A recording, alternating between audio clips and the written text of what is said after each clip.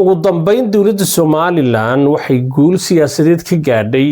dalka Kenya kadib markii dagaalkii aadka u ba'naa ee dowladda Kenya ay la gashay dowladda taagta taran ee qadaadweynta ay ugu dambeyn la saxay waxyaabo fara badan. Haddaba xaflad ayaa waxa loogu qabtay Somaliland 18 May goob fagaara ah oo aad u weyn. halkaasi oo weligeed dhul Soomaaliyeed ama dowlad Soomaaliyeed aanay hore ugu qabsan. Haddaba waxaan doonaynay xafladan iyo barnaamijkan maxaa ka qaldamay, maxaa sax ahaa, hadaladii quruxda badnaa oo madaxweynaha Somaliland yiri ee maanta ahaa hadalkii ugu adkaa ee aan ku taageeray Abid Cabdiraxmaan Cirro intii uu joogay iyo qaladkii ugu weynaa ee uu galay oo ah in caaqilkiisii uu meesha ka hadlo oo safarkii madaxweynuhu horeeyay safar caaqil u ka haysta ay tahay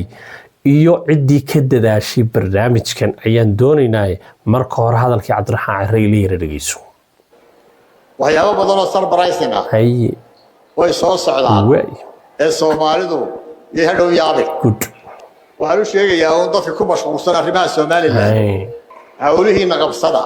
هذه Somaliland idinkeedu kuma mashquulsana waxay ku mashquulsan tahay hawlaheeda صح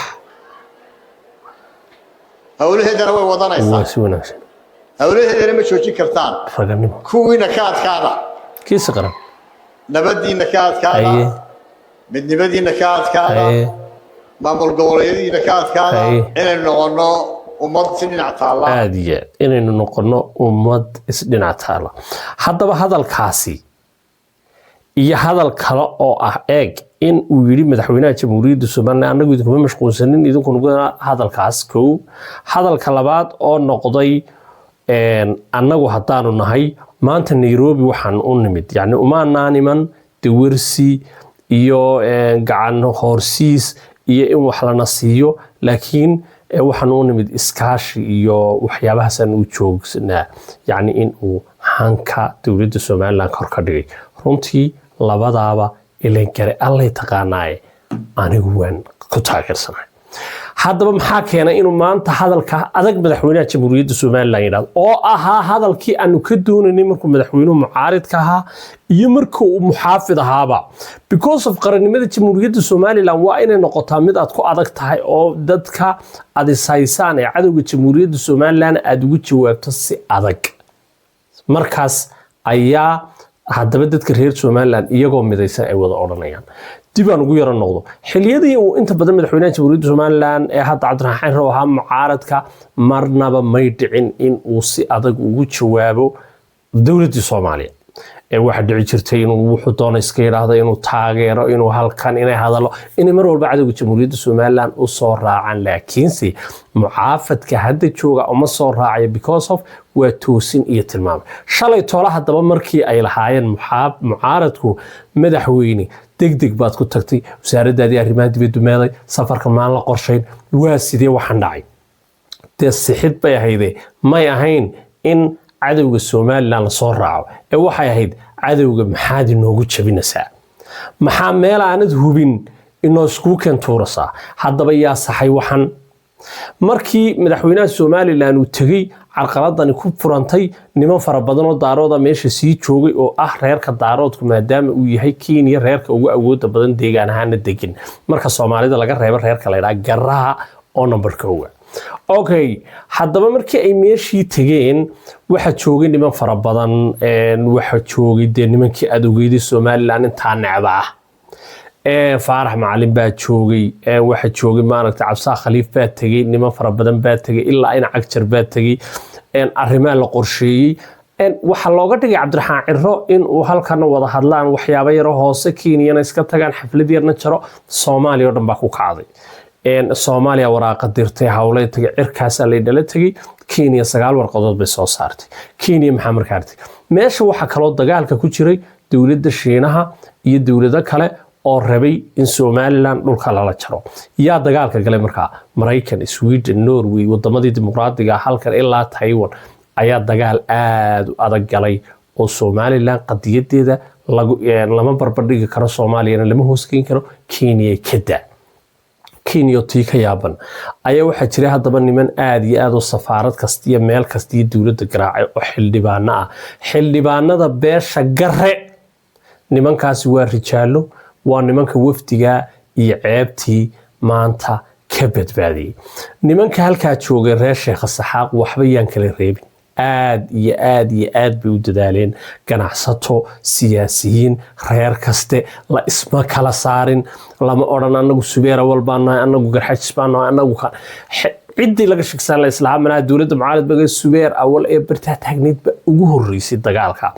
oo dagaalka qaybta ugu weyn ka qaadanaysay oo sida u horkacay oo hay'adaha garaacay oo cid kaste had iyo habeen lama nasan tii waxay keentay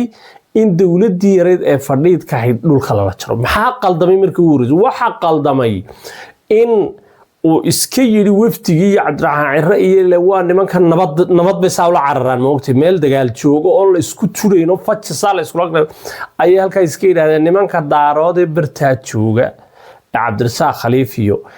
niman markaa qoladan SSC khaatimada la yiraahdo aad u boonbooniyaan iyo Somaliland tugisteeday aad u boonbooniyaan nimankii barnaamijka wadi waxay dhahaan arrin daarood aan idin kula hadalno hana la isku soo dhaweeyo si hawlaheena iyo waxa iskaga keen xiran halkan loo dhameeyo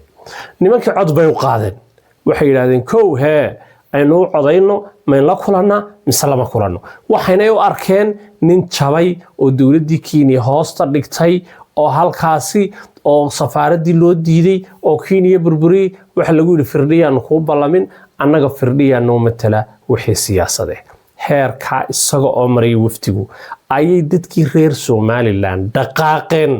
iyagoo sida ah isku duuban markaasay Kenya meel walba galeen markaasay albaab walba garaaceen markaasay Mareykanka Ingiriiska Yurubta hawlaha Kenya waa meel dimuqraadi ah hay'adaha caalamka iyo adduunka laga hadlo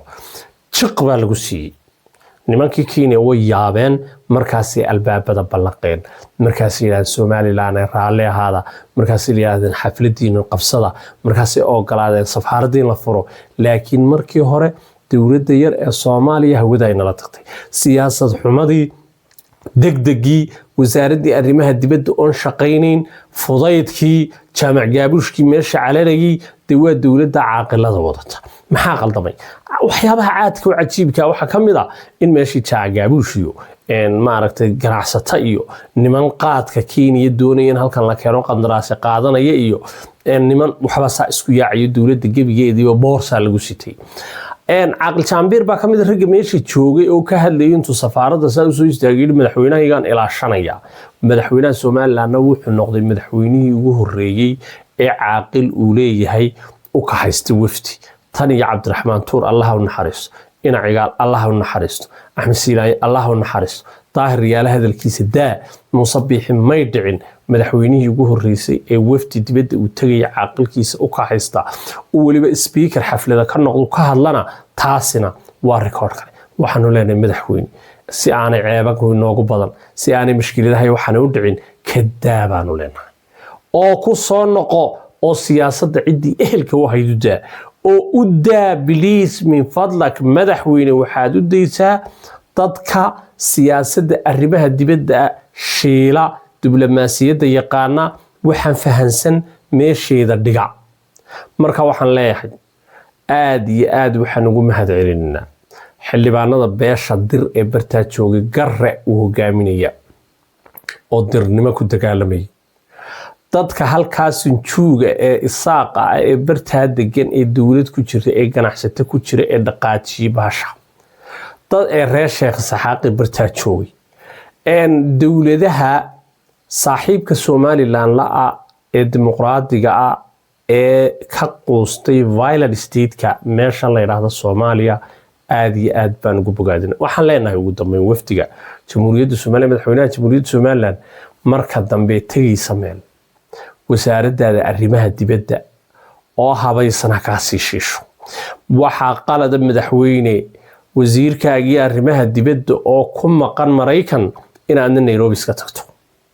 taasina waa qalad kale waxaan aad ugu mahadcelinayaa xafladda quruxda badan ee reer Somaliland iyagoo on iskala gurin ay maanta si qurux badan u xuseen 18 May fagaaraha loogu qabtay sida la isku kala bixiyay sida nacabkii sida loogu tufay markii qarannimada Jamhuuriyadda Somaliland iyo halka ay taagan tahay waa mid Somaliland marka la isasaxayo la istoosinayo la istilmaamayana